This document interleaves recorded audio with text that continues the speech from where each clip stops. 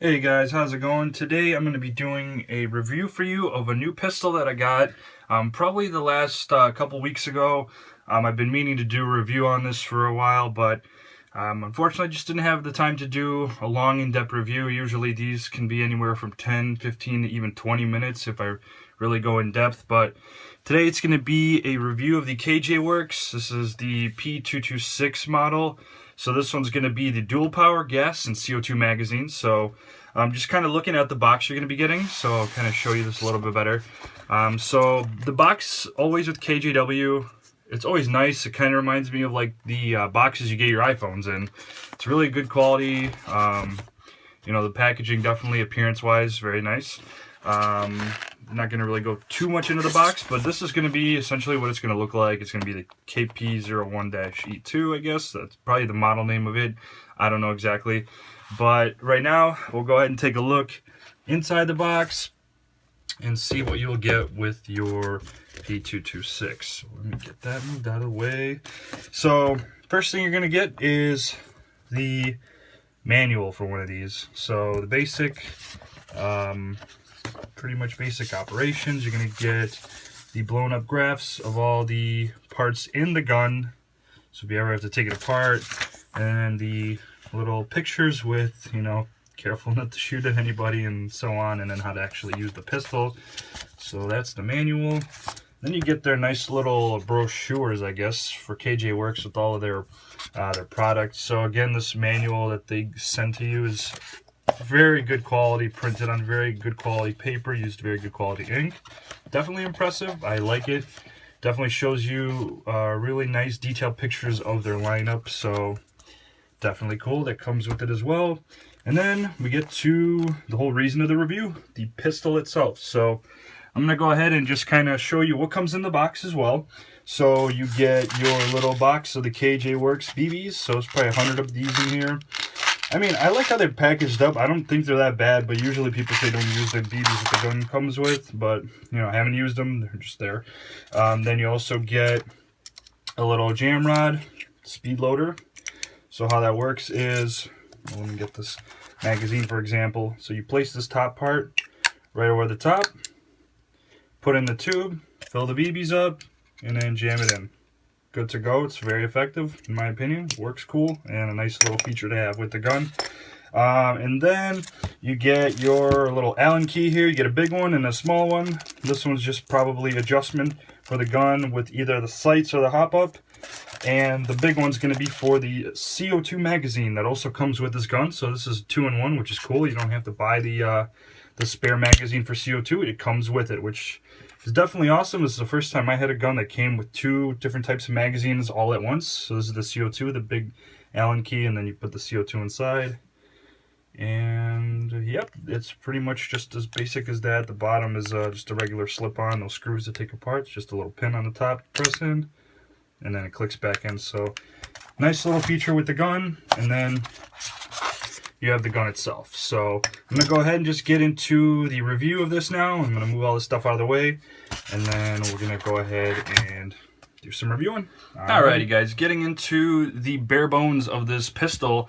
So everything that you're going to see here is going to be, for the most part, all metal. I'm going to go ahead and talk of the construction of exactly what parts are going to be metal and what parts are not. So for the most part, it's going to be the upper portion, the slide, and the outer barrel are going to be a type of aluminum metal. Same with the lower receiver. The hand grips, however, are plastic. The little switch here to take the slide off to field strip the pistol is metal. The slide release is metal. The decocker is also metal. The magazine release is even metal too. And then obviously the magazine entirely is going to be metal, except just this plastic piece and the little port here for the gas to come out.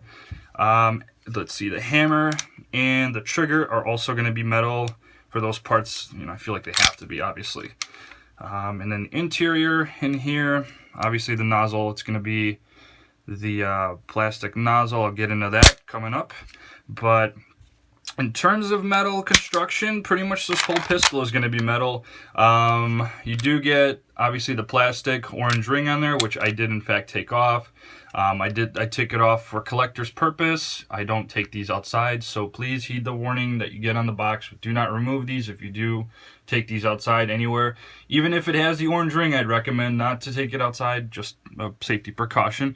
Anyway, going back, so the cool thing with this, it has two different, I guess, modes of power. I'm not too sure if I worded that right, but what I mean by that is you're gonna get a CO2 magazine and you're gonna get a gas magazine. So let me get the CO2 for you real quick.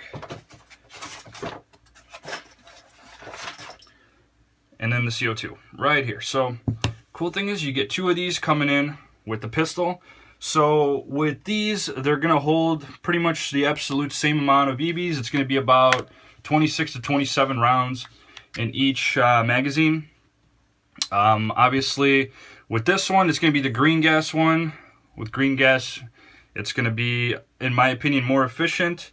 Just because if you, for example, get a leak or something, you know, you can fix the leak and fill it back up. As with CO2, if you get a leak, you're kind of screwed because it's going to drain it out and you really have no way of stopping it. If you pull the canister out, it's going to all blow out. But with this, it's more efficient just because works really good in warmer temperatures. The drawback is once it drops below 50s, it starts not performing as well. So, you know, it kind of has its drawbacks really with gas. But the CO2, it's kind of the opposite. You know, it kind of works actually good on both ends in hot and cold. So with CO2, you can use this. I mean, I've used CO2 in like minus 10 degree weather and it works just fine.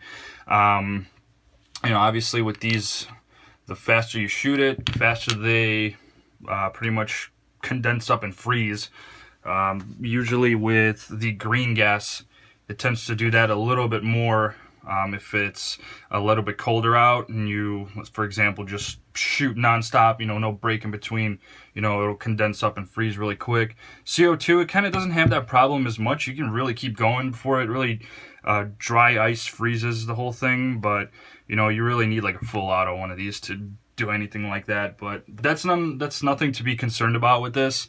You know, I seriously doubt anybody's going to be doing one of these, you know, to drain the mag real quick. But anyway, so yeah, each one's going to hold 26 rounds. You're probably going to get for the gas about maybe 2 mags out of this, you know, depending how efficiently you're shooting. For the CO2, it's probably somewhere around the same ballpark, maybe 3 mags, 3.5 mags. All of this depends too on the weather conditions as well. So that's going to be the magazines. They're really not too, you know, there's not a whole lot of things about them. It's just a regular magazine. If you use any gas pistol, you already know how they all work. Anyway, going back into the pistol. So since with this pistol, it's going to take 2 different types of gas. You're obviously going to have an upgraded nozzle. So with KJW, they have in fact done that to handle the power of both gases. If you've seen my KJW Beretta review, that one had a blue nozzle in there and it was also compatible with CO2. It was a green gas pistol. Unfortunately, that one didn't come with a CO2. That's something you had to buy separately. But this one, it's a red nozzle, which I thought was pretty cool. That's going to be able to handle the CO2, you know, on top of the green gas itself. So very cool right there. Talking about power for these pistols. So with the green gas magazine, you're going to be hitting somewhere right around 350 feet per second. So that's on a nice warm day. With the CO2 magazine, you're probably going to be hitting a little bit more. It's probably going to be 350 to 380 feet per second, maybe even 400. I'm not too sure. I haven't really experimented with the CO2 magazine as much, but that's definitely the power that you're going to be getting with these magazines. So, you know, depending on the weather too, it's going to play a role. But now I'll kind of go into how this assembles. So what you want to do is, you know, just rack this up, get the hammer locked back, and then all you have to do is flick this tab down and you see that it just pops it right out right away. And then just go ahead and slide that out like so. It's really simple, it just slides right off. Then you got the bottom, the lower frame, And then you got the slide. So looking at the slide here, and this will pretty much disassemble like any old pistol.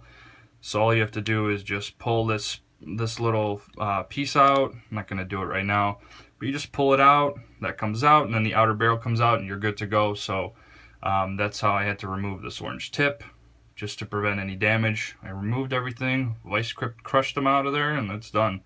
And then from there you can, if you have to lubricate anything, it's simple as that.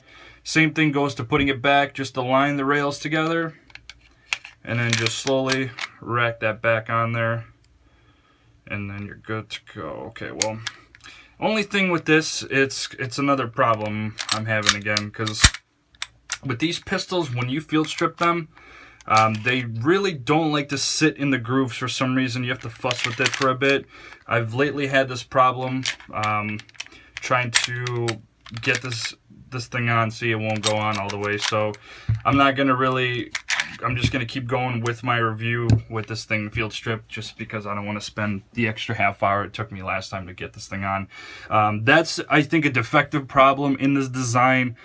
Something with this little piece not wanting to go past this metal groove in here. I've tried it all, lifting it up, you know, to get it on there right away. I'm not too sure what the issue is with that, but you know, that's probably my one main concern. If you're trying to do a quick field strip with this pistol, I mean, forget about it. I don't know if I just for some reason picked up a defective model, or you know what's going on, but you know, it may look like it's on, but then you have that little thing sticking out, which kind of messes everything up. Oh my god, it actually worked for me right away. That's really amazing. You know, I may sound like a noob not trying to get that on, but it's definitely some kind of problem or issue. I gotta take a look into that, maybe take it apart and see if maybe it's a piece wedged in there. But anyway, that's my one small drawback. Now I'm gonna go into the safety. This pistol is kind of unique in a way with its safety mechanism, because it really doesn't have an active safety to actually fire or to prevent it from firing. What you have right here is this little lever here. It's the decocker. So you're going to go ahead and flick that, and then it just disengages the trigger and the hammer to its stationary position. So this one too, it is a double action. So double action meaning when the hammer is not even cocked, you could just pull the trigger and it'll activate the hammer like so. And then if you, for some reason, have it cocked, you want to decock it, bam, you got that right there. But you could even do that too. So if you have it cocked, just pull back on the hammer, press the trigger, and then slowly release the hammer. So you have a few things you could do there, but this in the way is kind of the safety here.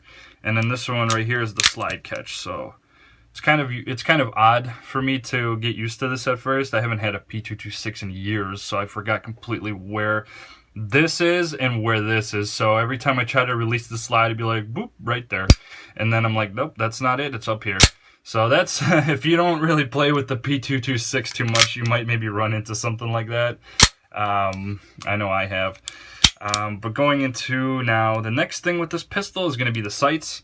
So you're going to have your regular little 3-dot sights. So I think with these, they are, in fact, adjustable. I'm not 100% on that. I usually never need to adjust my sights. Usually, however they come factory, it's good enough for me. It works out just perfect. But it looks like for that, it might possibly be adjustable. And then I don't really think you could mount anything on here. I think it's kind of, it would look odd to mount anything on this. And just another thing I love with KJW pistol models is just the satisfaction of this metallic clink when you just rack the slide and release it. I don't know, to me that just sounds really, really nice. Like, you can kind of just tell sometimes just by material with some of these pistols and these rifles, like when they have a distinct solid clink, you just kind of know that they really took the time to make it really, really good. I mean, it's just really impressive to me, in my opinion. You know, they took the time, and for the price tag I got it for, whew, that's a good deal. I got it for this for right around $112 or so, and that's with all these magazines included. So that's the best thing, you know, about this. And then going back to adjusting, I kind of skipped this one when I when I mentioned the whole nozzle and everything. But with this, you do have a hop-up adjustment. Like always, the hop-up adjustments are going to be in the inner barrel there. That's what that small Allen key is. So, like I said, usually everything that comes factory, I usually don't even mess with it because it just happens to work out, you know, pretty good for me. So I never have the trouble of having to fiddle with it and make my adjustments. But I think for the most part, I have covered a few things on here. One thing I missed, again, I apologize for this. On the bottom of this, you do have the little patch of the serrated little grips here to mount anything on here, like a laser or a light attachment. I'm not sure what else you can use, but that right there is really the only part you could mount anything to get any type of attachment for this pistol. So I think for the most part I nailed everything on this review. If you guys think I missed something, or if you have any other questions, please feel free to comment something in my comments, or even personal email me or through my channel, and then I'll do my very best to answer any questions I have for you guys.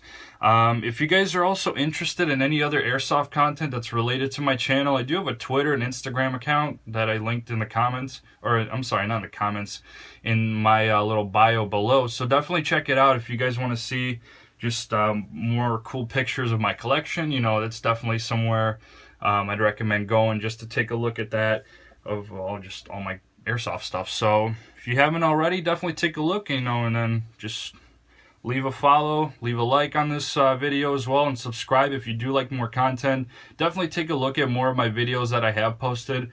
I do a lot of reviews, shooting demonstrations, you know, in the whole 9 yards. So if you're a new viewer, definitely check it out and let me know if you like my content. Leave me some feedback. I'm always looking forward to it. I like messaging all you guys back. I like reading all your comments. You know, it's definitely fun for me. So I'm going to go ahead and conclude this review for the KJW P226. Be on the lookout for a shooting demonstration coming soon, probably within the next week or so, depending on when I can get that out, because I do have a few more videos already lined up, ready to go. So I kind of want to get those out of the way before I start more new videos with shooting demos. But I'm going to have more shooting demos to come in the next few weeks. I should be getting another very exciting package coming in the mail. So it's going to be coming from Airsoft Global. So first time working with them, ordering stuff from them. So hopefully I get everything. I've been waiting like crazy. I ordered it back in August, I think the 26th, and it's already September. So I've been kind of dying here. But anyway, that's going to conclude it for me, guys. You guys take it easy, and thank you so much for watching.